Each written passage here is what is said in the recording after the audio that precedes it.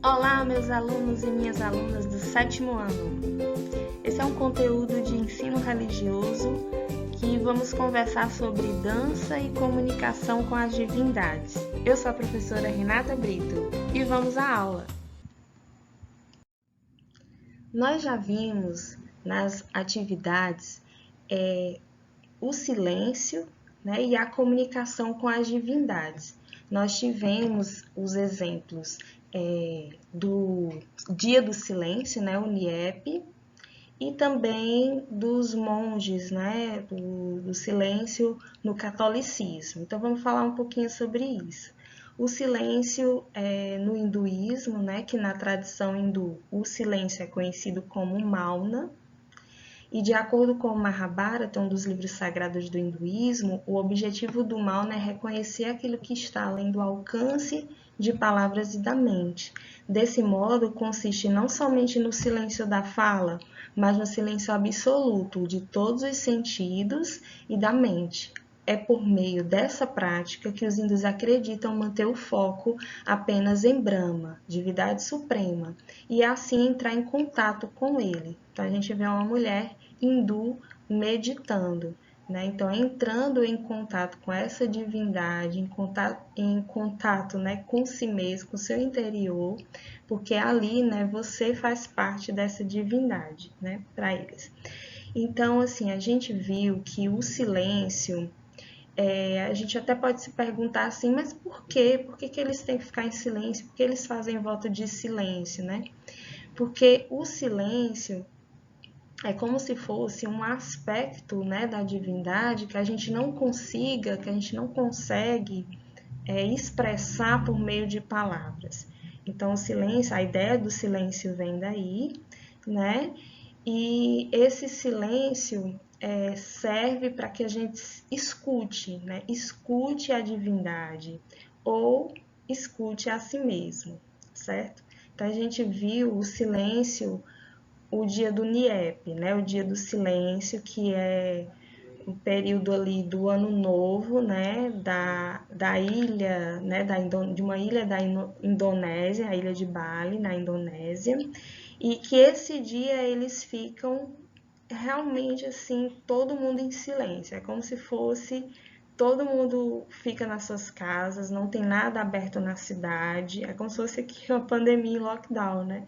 Todo mundo dentro das suas casas, concentrados, eles desligam a internet, né? As luzes também não pode ficar assim, tem um período, né, que elas ficam acesas, assim, fica todo mundo mais recluso mesmo, até os turistas, né? Como não tem nada, a cidade fica toda em lockdown, fica tudo fechado mesmo, para que as pessoas possam ali se concentrar, tirar o dia para se conectar com essa divindade por meio desse silêncio, que não é só da fala, mas é o silêncio de tudo, né?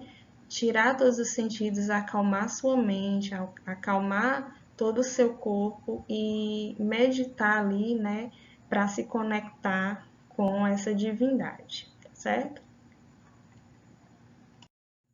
E nós vimos também o silêncio no catolicismo, né, na figura dos monges.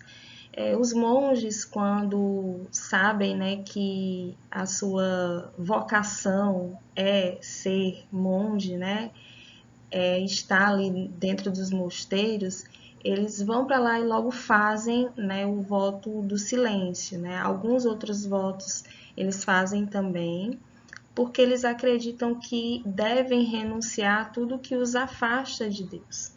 Então, o silêncio vai conectar, né, e ligar muito mais eles a Deus, como alguns dos outros votos, como tem dizendo aqui no início aqui do livro, né, que diz que desde a Idade Média as ordens religiosas católicas consideram que os monges devem renunciar a tudo que os afaste de Deus. Para isso precisam cumprir rigorosamente alguns votos, né? Os votos quer dizer regras, como caridade, a castidade e a pobreza, né? Caridade é você doar aquilo que você pode e o que deve, né, aos pobres.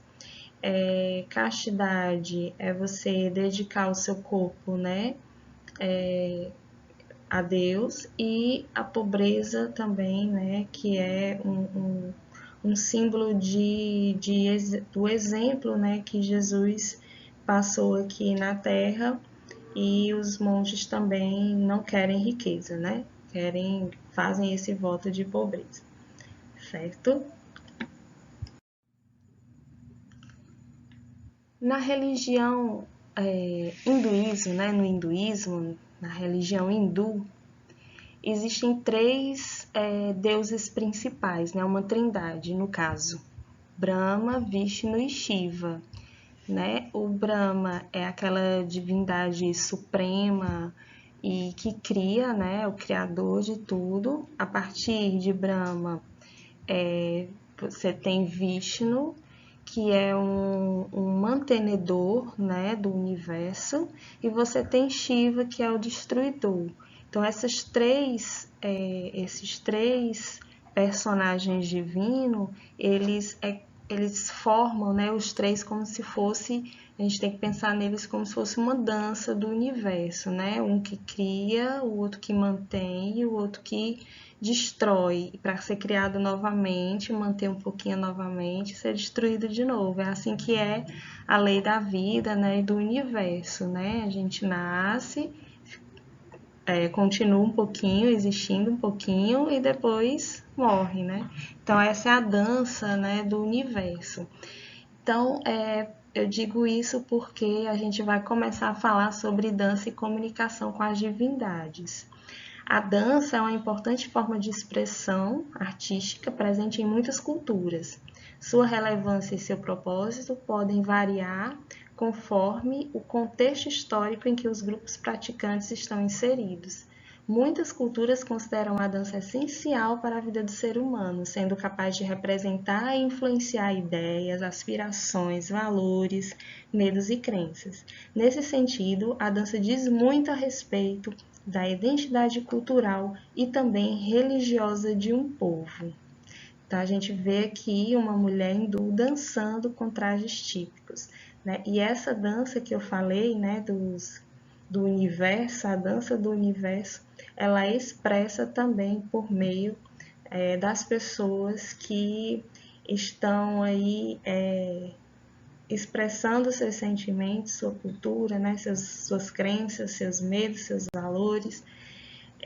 E a dança é super importante como expressão artística e cultural de um povo. Nós vamos agora aqui para os exemplos, né, das danças nas religiões, né? As religiões afro-brasileiras, elas utilizam a dança como se fosse uma oração em movimento. É como se você fizesse uma prece com o seu corpo. E as religiões afro-brasileiras, né, elas têm a dança aí como um principal elemento da sua forma de expressão, né? O candomblé, que veio, né, da África com a escravidão para cá, e a Umbanda também, né, que são as duas, não só essas, mas essas duas são as que mais são conhecidas, né, aqui no Brasil. E a Umbanda que é uma mistura das religiões africanas com as religiões, né, brasileiras e as crenças também indígenas e espíritas, né? E essas duas religiões, elas têm a dança como esse conectar, né, através do seu corpo, se conectar com o divino, né, com o espiritual, com o mundo espiritual. Então, eles, quando dançam, né, eles ficam dispostos em círculos e dançam, né, andando em sentido anti-horário, porque é como se dissesse que eles estão ali voltando, né, ao seu início, ao princípio de tudo, né, e se conectando com as suas divindades, né, os seus orixás. A gente vai falar um pouquinho sobre isso quando a gente lê aqui o livro, né? Que a gente vê uma moça, uma mulher dançando, fazendo a sua dança ritualística, né, nos seus movimentos, que muitas vezes são movimentos que dizem muito sobre o orixá de que eles representam. E aí a gente vai ler agora. Candomblé é uma religião derivada dos cultos africanos aos orixás. Foi desenvolvida no Brasil pelos africanos trazidos à condição de escravizados. A palavra candomblé significa dança ou dança com atabaques.